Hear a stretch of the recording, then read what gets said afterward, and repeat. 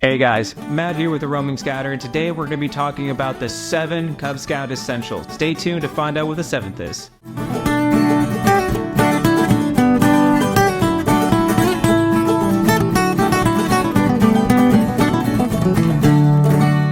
Hey guys, if you've been around Cub Scouts for a while, you've already heard about the 6 essentials. It's something that's brought up in all the books and something that the kids are required to bring on every outdoor activity that they do.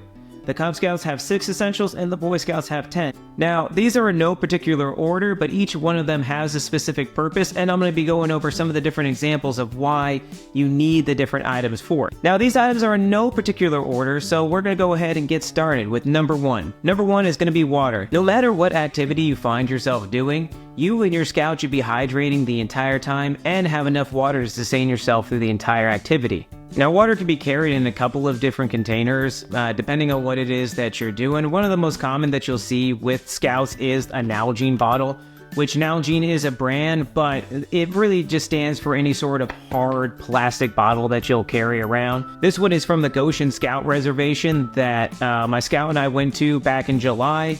Has a bunch of different animals on it. It was really good to carry around and have his name written on it, so that way he had access to water. Because I usually had him carry a few different options with water, so that way I always knew that in this Virginia heat that he stayed hydrated.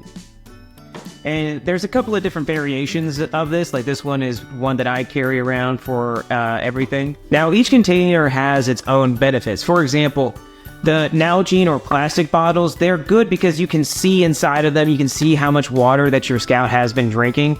Plus, you can put some of the water additives, the Mios, the electrolytes, which are important, into these, and then, you know, it's a lot easier to clean out.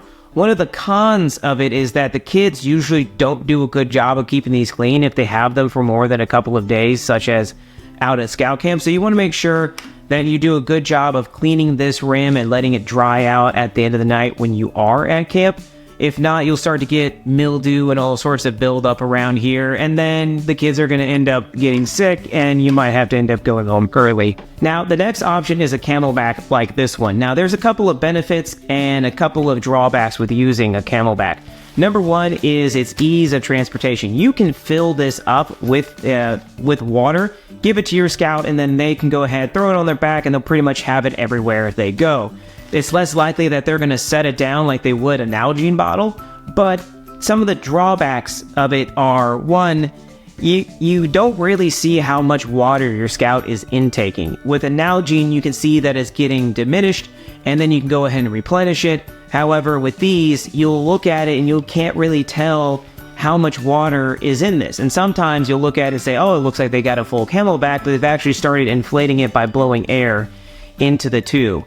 And speaking of the tube, if you look at this one, if it will focus, my son has actually gone all ravenous raccoon on it and chewed on it, which is problematic because the bite piece is only meant to be bit. It's not meant to be chewed on. So eventually it broke off and I had to pull it off, and these can be about $10-15 to replace. I decided not to replace it while we were at camp, simply because he's just going to keep chewing on it. He's not going to learn his lesson.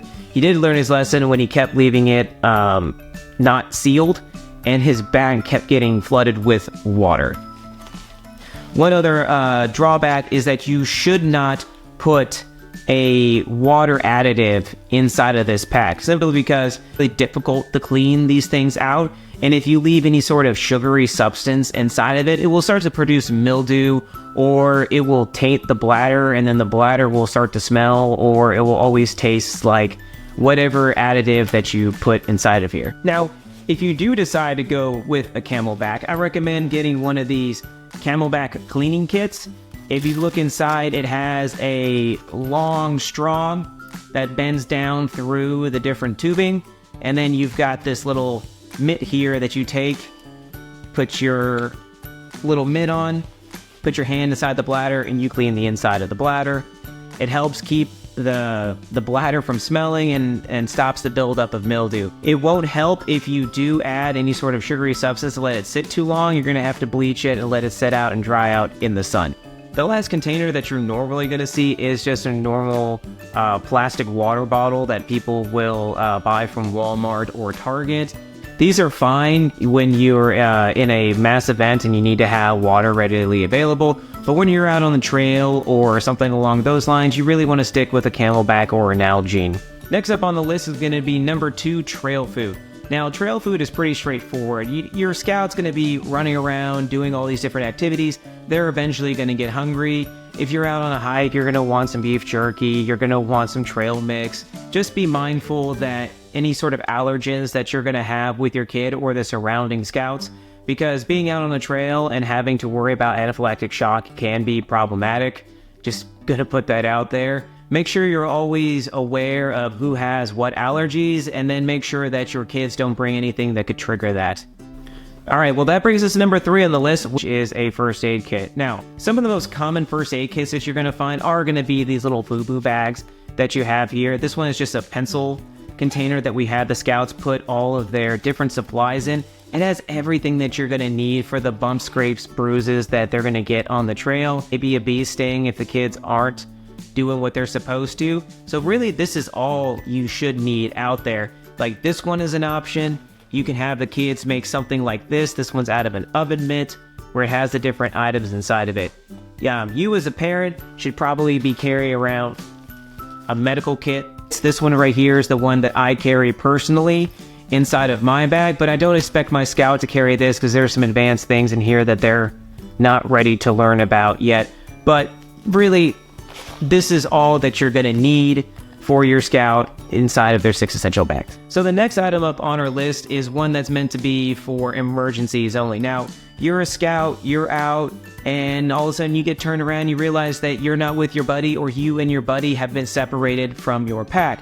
So what do? You're supposed to sit down, hug a tree, and blow your whistle. Now, whistles are they're a fickle thing simply because as adult leaders, we want the kids to carry them, but also inevitably the kids are going to try to blow them when there's not a emergency, and that can get annoying. I recommend to all my adult leaders that if they are going to have the kids hold their whistles or talk about their whistles, that they just get it out of their system, they have them out, they have them whistle it for 1 to 2 seconds, and then boom, done. Nobody should be testing their whistles anymore because they already know that they work. Hey guys, if you've made it this far and you found value in this video, please go ahead and do me a solid and leave a like and subscribe down below. Leave a comment. This lets YouTube know that what I'm doing here is beneficial to you. Also, I've included the links to all the items that I've talked about today down in the description. These are Amazon affiliate links, which means that if you do go down there, click, and you end up purchasing any of the items from Amazon, I do get a small commission from those purchases. This is to help grow this channel. My intent is to make this a self-sustaining channel, so that way I can focus on bringing you guys the best reviews of items, as well as different product reviews, then also getting to travel to different locations to talk about scouting, or to show you places that maybe you want to take your scouts to, but you're kind of on the fence about. All of this helps support this channel. Thank you all for those who like and subscribe. Alright, so let's say that you're out on your adventure. It was supposed to be a 1 hour out and back, but all of a sudden, for whatever reason, the sun magically starts to set, and you find yourself having to walk back to the parking lot in the dark. You're going to want number 5 on our list, which is a flashlight. Now here I've got just a standard flashlight that I purchased from Harbor Freight a couple of years ago. I really recommend for your scouts that they get a double or AAA battery flashlight, and that if you can standardize it across your den as far as which batteries you're using, this allows for extra batteries to be carried and people to exchange batteries when they inevitably die or they're not checked before your activity. I also recommend that they get a headlamp, because a headlamp around the neck is a lot easier, and remember that 2 is 1, 1 is none. With flashlights, you always want to have a couple of different flashlights. So for my adult leaders out there, I want you to know that inevitably your scouts will turn their flashlights on before they're absolutely needed. I'm talking about it's dusk, you can still see clear as if the sun was still up, but the scouts, for whatever reason, have to have their flashlights on. If they have the headlamp, they'll inevitably point them in your eyes, or they're pointing their flashlight directly into their eyes. Just know that that will happen. Now, I really haven't found a way to stop the kids from doing this other than constantly reiterating that, hey, you don't need your flashlight on right now. Let your eyes adjust and everything will be fine. One of the best pieces of advice that I can give you is to make sure that whatever headlamp your Scout has, that it has a red lens on it, because once they inevitably point it in your eyes, it doesn't ruin your night vision for as long, and it can help them adjust better to it. Alright, if you're following along at home and you know what the 6 essentials are, then you know that the next item is going to be sun protection. Now, I actually believe that this one should be changed, and it should be a weather-appropriate clothing or something along those lines. Sun protection really only has the kids worry about getting sunburnt versus making sure that they have the appropriate clothing for whatever sort of conditions they're going to find themselves in. I would rather have my Scouts be prepared for the rain, for cold weather, and for the sun. Now, there's a couple of recommendations that I'll make with sun protection. Obviously, you can use sunscreen, which is the cheapest. The only problem with it is that you constantly have to reapply it, and it's only one method of protecting your Scout from the sun. Now, with my Scouting parents and my adult leaders, I always recommend that they do different layers with sun protection. Number one, you're going to want to put sunscreen on your Scout. It's one of the best methods that you're going to find to protect them from the sun and keep them from getting sunburned. You're going to want to combine that with a hat.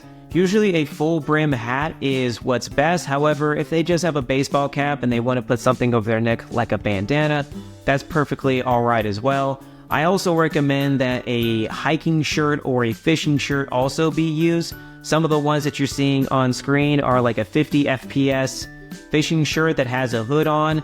I think that these are best because they're moisture wicking, so even though that they're long sleeve and kids are going to complain that they're hot, you can always roll the sleeves up and put on the sunscreen, and I think that this is one of the best options that you're going to find. Inevitably, you are going to run into rain, so I always recommend that my Scouts bring a poncho with them wherever it is that they go. You can get a reusable poncho is what I recommend, and which should be up on the screen right now. These ponchos are always brightly colored to make sure that you can see where your Scouts are at.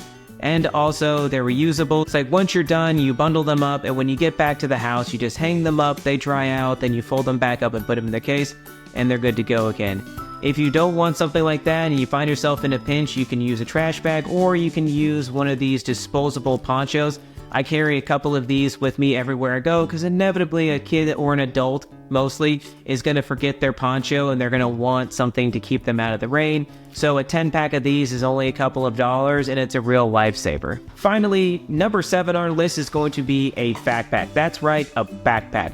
Now, most Scouts are already going to have a backpack. Whether it's going to be an old diaper bag like this one right here, or maybe you went out and bought some REI special. I like to include a backpack in here because sometimes people will go out and they'll purchase the wrong backpack for their Scout. They'll get something that's either too big or too flimsy for what they need.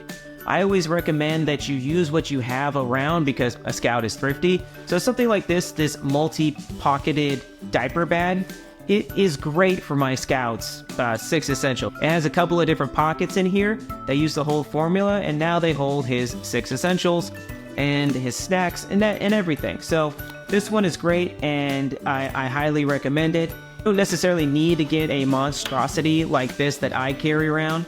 This only has 3 different pockets inside of it, but that's all that I really need. So if you are interested in getting a new backpack, there's a couple of different options. The first option is going to be a backpack with a built-in hydration system and a couple of different compartments so you can put the different items inside of it. The next option is going to be the same, it just doesn't have the hydration system built in. Both are great backpacks, both will get the job done. It's just that one, you're going to have to take the bladder out and clean it, and the other one, you just have to swap out whatever container, such as your Nalgene, that you're having to use inside of it. But either way, just make sure you get a good backpack for your kid. Alright guys, well that's our list. Did I miss anything, or do you have a product recommendation that you want to make? Go ahead and leave that down in the comments down below. I've been Matt with the Roaming Scouter, and I'll see you out there.